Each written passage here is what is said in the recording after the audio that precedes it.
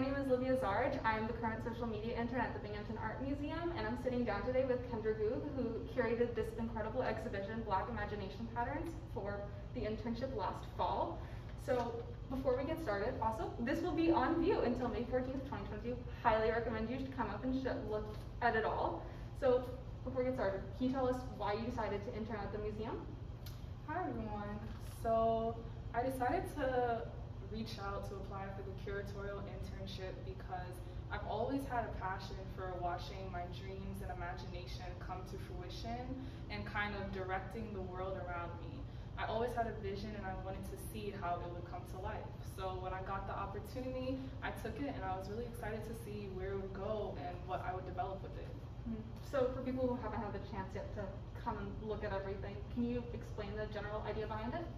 So the exhibit is called Black Imagination Patterns, and it conflates the work of photographs from Harlem in 1964. It's a photo series titled Harlem Youth, as well as different masks, statues, cloths. We have a huge kente cloth, I don't know if everyone can see it, from different parts of West Africa and Central Africa. There's a Cameroonian Bamileke drum. So it kind of ties together all these different iterations of Black artistry that you may not expect to see together. We even have modern Ghanaian cloths that are dresses and shirts, and a docu-series featured down below. So Black Imagination Patterns basically attempts to tie together the intercultural, the intergenerational, and the power of that. When you look at a kente cloth or when you look at a Ghanaian dress, you immediately see a pattern. And that's kind of easy to look at. It's in fabric, it was made with different colors, and you know that that is what a pattern is. But what if we choose to see the pattern of Black imagination over time? What if Black artistry is the pattern that we have to construe? I think that growing up, the way that we were taught Blackness was always so segregated. I remember being called an African American and not really knowing what that meant because my parents were Caribbean immigrants. And not even knowing how I was American, even though I was born there, but everyone around me wasn't from here. So I think we were taught in like this very distinct way that Blackness could only be one thing. The things that we saw in the media, the things that we learned, the things that even white people were taught in order to be scared of Black folks. I think that when you conflate all these different iterations of Blackness and its beauty, we're really taught to see that Black imagination has no bounds. And it's important, so important, that we learn to see Blackness outside of the scope of the West, because it's so much more than that. Yeah, absolutely. So what was your general research process like? Were you perusing through the online, collections and being like, oh, I really like this piece and this piece, or was there like one magic piece where you're like, absolutely, I have to include this, and then everything grew around that? So when I first came to the internship, I had no idea what we were going to do.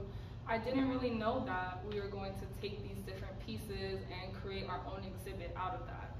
So when our internship director, Claire Kovacs, explained that we had to find pieces that were already in the museum, I was a bit stumped because honestly in my curatorial practice, I really want to center Black folks and indigenous peoples. And I was wondering how to really make all of that flow. I wasn't sure what the museum already had. So I went through nearly 1,000, maybe 1,500 different pieces, page by page, just scrolling and scrolling and scrolling. And I think my original number was 2 different files with like 50 different pieces of art in each. And I'm sitting there like, yeah, this is great. I'm gonna make 2 different exhibitions. And it was just like, no, now let's get it to like maybe 20, 25. But my first idea that I had was honestly a mess. Like I didn't even know what I wanted to do with it. So it took refining and drafting and scrapping and bringing it right back. And it's funny because this was my original idea, but I didn't know how to make it piece together. And I'm really thankful for Claire and for my advisor, Professor Lesmanaz, because Professor Lesmanaz, she's a Black Haitian woman like me, and she said, you know what, even though it doesn't make sense right now, we're gonna sit down, we're gonna figure it out, and you won't allow your dreams to be stunted by the fact that you don't know exactly how it's going to turn out. So that's kind of how the research process went. And from there, I looked up a lot of articles, I learned more about what Harlem was, and I almost taught myself in the process what I think Black imagination is, and how I can see a pattern in this, which I think is important because I had to know before I asked anyone else to. I know that having files that big, you're like, okay, I could fill a whole museum. Yeah. I mean, the whole place, go crazy. It'll be amazing. I'm sure this is, like this fraction of what you had is incredible. Imagine what we could do if we had a whole museum. Yeah. So what would you say like the most significant part of this experience was? Any major learning moments? Does this eventually contribute to like a larger body of work you're pursuing? I think that a vastly significant portion of this experience for me was the support. I mean, I turned 21 a few months ago, but in many ways, I'm still a child, and I think for Black youth, it is so important to hear that your dreams are valued and that your imagination can go somewhere. And honestly, as a Black girl, I and we are often aged like 10 years past like where we are. Like, we're not really given second chances or areas for mistakes. If you want to be the best at anything, you have to know exactly how, and you can't let anyone stand in your way, and you have to be bossy but not aggressive, and you have to be creative and the most creative at all times, or else you will get kicked out. But in this process, Claire Kovacs, she said, I see your dreams, I see what you want to do with this, and I'm going to help you go there. And honestly, that's not a experience I've had reflected in a lot of my education process. So I really appreciated that. And then with Professor Lespinasse, like I said before, she's been supporting me for years. When I first came to Binghamton, I had no idea what I was doing here. I was like, why is the lecture hall like 10 miles away from like where I lived in Dickinson? It was all so confusing. So having that support has helped me in innumerable ways. It's helped me affirm myself more in my creativity, as well as knowing that people will help me get there. So yeah. I know the walk from the Dickinson to lecture hall, you're like, I can do it, and then you're like stuck in the traffic in the rush hour. You're like, I gotta leave like 30 minutes early.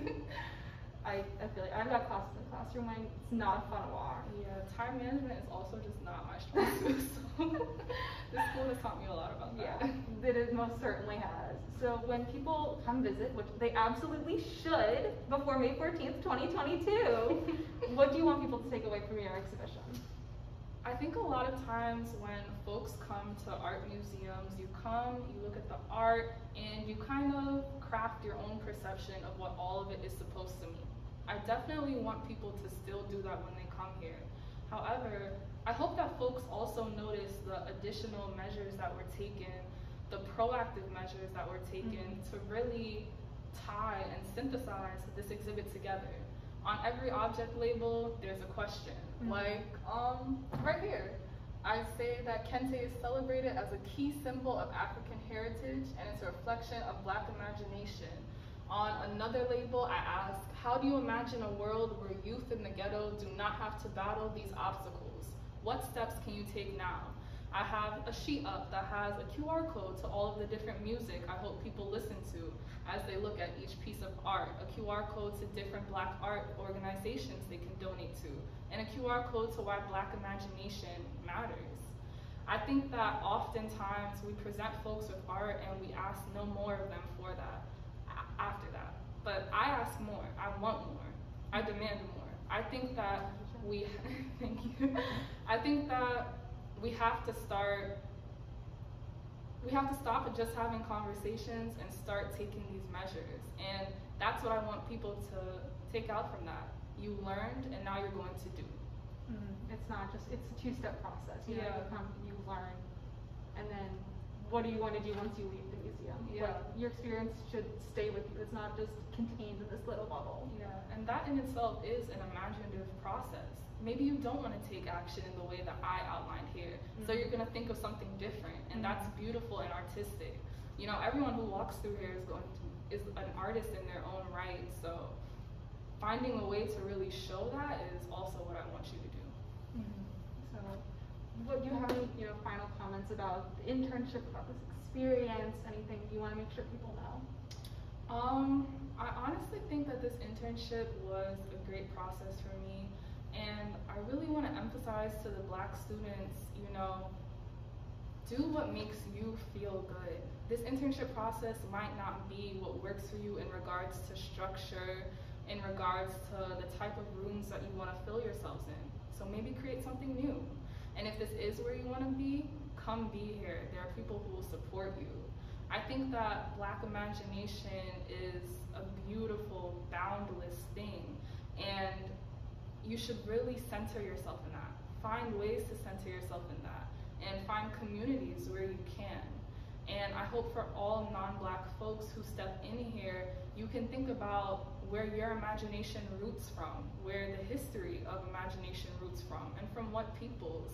And really challenge yourself to continue living a life that is led with love, beauty, creativity, and art. So I really hope you all come to see this, and in a few weeks, right now, what is today? I don't know the dates anymore. The 23rd.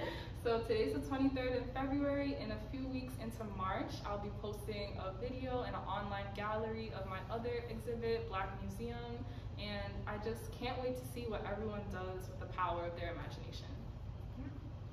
So again, this is Kendra. She curated this amazing exhibition, which will be on view until May 14th, 2022. Thank you so much for sitting down with us. It's fantastic. Thank you so much for having me. Bye.